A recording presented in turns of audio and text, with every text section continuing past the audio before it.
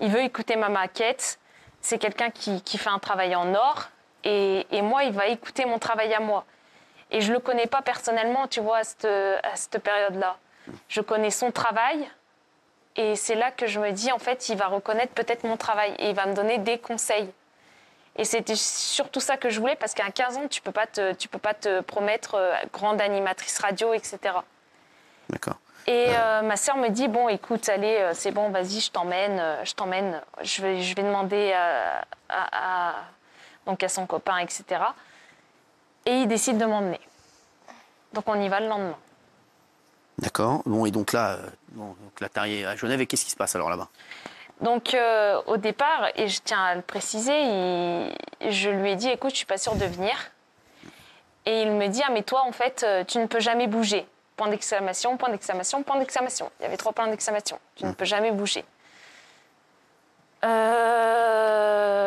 ce fait, j'ai répondu que si, je pouvais bouger et que je trouverais des solutions. Donc je l'ai trouvé. Et c'est là qu'il m'a donné rendez-vous à son hôtel précis, telle heure, telle date, enfin bref, tout ça. J'y suis allée, donc avec mon beau-frère, ma sœur. On a bu un verre. Et à ce moment-là, à un moment donné, parce que mon frère, il y avait mon frère, moi, ma sœur, lui. Et à ce moment-là, en fait, on a bu, etc. Et il s'est dit, bon, bah, on va aller... moi, il faut que j'aille me préparer. Julie, viens avec moi me faire écouter ta maquette. On monte dans la chambre. Ton beau-frère, ta sœur vont aller au casino, parce qu'il y avait un casino dans l'hôtel. Ils vont aller au casino et puis on verra après. Donc moi, je décide de monter avec lui. Donc, encore une fois, la présomption d'innocence est là. Je l'ai fait, je l'ai suivi. Et ma sœur était un petit peu contre. Elle sentait je sais pas pourquoi, elle le sentait pas. Mais j'y suis allée quand même. Et c'est à ce moment-là que se sont passés les faits. Donc les faits que, voilà, tu dis que...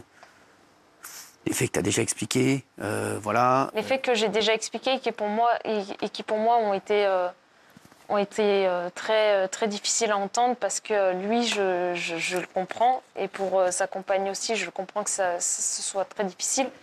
Et je le redis encore aujourd'hui, il y a la présomption d'innocence, et chacun se fait son avis propre et personnel.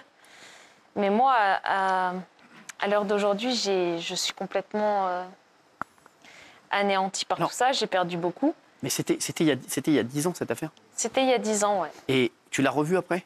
Je l'ai revu, ouais. Combien de semaines après? Tu l'as revu plusieurs fois ou... Je l'ai revu plusieurs fois. Est-ce que tu allais encore à ces émissions? Tu allais encore dans le public? J'allais encore à ces émissions, j'allais encore au public, mais d'ailleurs j'étais venue vous voir avec j'ai d'ailleurs des photos. Mais en fait, j'allais faire plein d'émissions radio. Moi, j'étais passionnée de ça. Mais après ça, parce que je te dis, tous les gens se posent la question, se disent pourquoi tu as continué à aller dans le public, pourquoi tu as continué à le voir? Je me suis persuadée que ce qui était arrivé, en fait, ce n'était pas réel. Ce qui était arrivé, c'était pas dramatique, parce que ça a duré peut-être, je dirais, 1 minute avant que les appels de ma sœur retentissent des dizaines de fois. Et je me suis dit, tout ça, c'est pas réel. Tout ça, c'est pas réel. Mais donc, il faut que tu te persuades que, en fait, tout ça, c'est... Et Julie, pourquoi 10 ans après, tu t'es dit, je vais témoigner et je vais parler de l'affaire?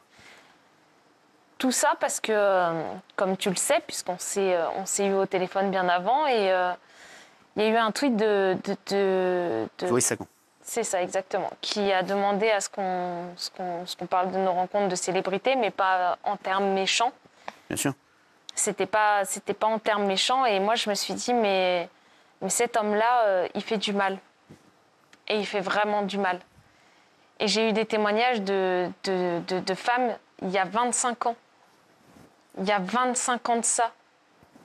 Et cela, je suis capable de regarder Gilles Verdez dans les yeux, parce que il a été capable de... Et ça, je veux bien être... et je veux bien le dire, tu as pu prendre la défense de Koé, tu as pu prôner la défense de Koé et tu as le droit de parler. Hein. C'est pas contre toi, honnêtement. Parce qu'on a le droit de donner la parole de Koé comme on a le droit de donner ma parole. Bien sûr. Et la présomption d'innocence. Et je voudrais dire, il y a beaucoup de gens qui nous disent pourquoi Julie est là ce soir. Parce que même par rapport à l'Arcom, sachez-le, on a donné la version de Koé et la chaîne m'a dit il faut absolument avoir Julie. La version de Koé, elle a le droit d'être. J'ai relaté la version de l'enquête. Exactement. C'est pas mon Exactement. avis à moi. Non, mais moi, je vous donne la parole à tous parce que moi, la présomption d'innocence est là. Chacun a le droit d'avoir son avis à partir du moment où on laisse la justice faire. Oui. C'est la justice qui jugera qui que ce soit. Là, il y a déjà un procès médiatique, Julie, puisqu'il a été même. Il a quitté l'antenne d'énergie. Voilà, c'est ça. Donc là, déjà, c'est vrai qu'aujourd'hui, le procès médiatique va plus vite que la justice. Oui, mais le procès médiatique, voilà, je leur dis encore une fois, voilà, je me suis peut-être un peu emballée moi aussi à dire, bon, bah, je vais parler en mon nom, mais c'était pour recueillir des témoignages, tu vois. Parce que moi, toute seule, on m'aurait jamais pris au sérieux. Est-ce que vous regrettez aujourd'hui ou est-ce que vous vous sentez mieux? Je me sens mieux parce que il a détruit ma famille, il m'a détruit moi aussi. Et là, j'arrive à renouer des liens avec ma famille en ayant dit la vérité. Mais justement, Julie, parce qu'on me dit que même encore l'an dernier, vous l'avez vu, vous avez été à ces émissions? L'an dernier, j'ai pas été à ces émissions. Non, c'est quand la dernière fois que vous y êtes allée? La dernière fois, c'était bien avant le Covid, donc ça devait être en 2018, tu vois. Et quand est-ce que vous avez eu une prise de conscience en vous disant, voilà, Quand la prise de conscience que j'ai eue, c'est à partir du moment où j'ai rencontré quelqu'un, où j'ai été en couple.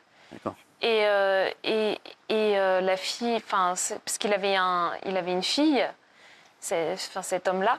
Oui. Et elle avait 8 ans. Et elle avait vu mes photos sur Facebook. Elle avait regardé mon profil Facebook, tout ça, grâce à mon téléphone. Et elle avait dit, ouais, tu connais Koé, je veux trop aller le voir. Viens, on va le voir, emmène-moi le voir, emmène-moi le voir. Et là, je me suis dit, à 8 ans, la fille, elle te demande ça. Et elle te considère comme sa belle-mère. Et elle te considère comme tout ce qu'il y a de plus cher au monde. Non. Donc j'ai continué à lui faire croire et en fait... Moi, je vous crois à 200%. Je vous crois et je l'ai dit hier, il faut aller au bout. Tout ce que vous avez comme preuve, il faut aller au bout. Parce que si, comme vous dites, c'est quelqu'un qui pendant 25 ans a fait des trucs, comme vous avez dit, là, il y a des histoires depuis 25 ans, il a massacré votre vie, il a massacré votre famille. Je vous crois, alors s'il vous a massacré, il ne faut pas laisser faire ça. Et d'un autre côté, on m'envoie des trucs et des images et des photos. Et on me dit que là, par exemple, il y a pas longtemps, Cyril dit il y a 10 ans, et il y a 1 an, vous êtes venu à son émission de télé. Moi, j'en reviens juste à votre Facebook actuel. Votre Facebook de maintenant, il y a des photos de partout avec Koé, et vous êtes en fond d'écran avec Koé. Pourquoi rester en fond d'écran avec un mec qui a massacré votre vie? C'est mon avis personnel, parce que moi, je suis un peu con. Si quelqu'un a massacré ma vie, je ne suis pas en fond d'écran sur le Facebook avec lui. Je le sors de ma vie et j'essaye de le traîner devant les tribunaux et j'essaye de faire prouver qu'il a fait quelque chose de mal. Mais il n'est pas en Facebook, en fond d'écran. Laissez répondre. Il est pas en fond d'écran sur Facebook. Alors attention, j'ai 2 Facebook. Ah. Je précise à le dire, j'ai perdu un mot de passe, j'ai recréé un autre compte. Donc il y a un compte où, je ne sais pas, il est peut-être encore avec lui en fond d'écran, mais maintenant, à l'heure actuelle, mon fond d'écran, c'est ma grand-mère. Il faut l'enlever. C'est ma grand-mère. Mais j'ai plus le mot de passe pour l'enlever.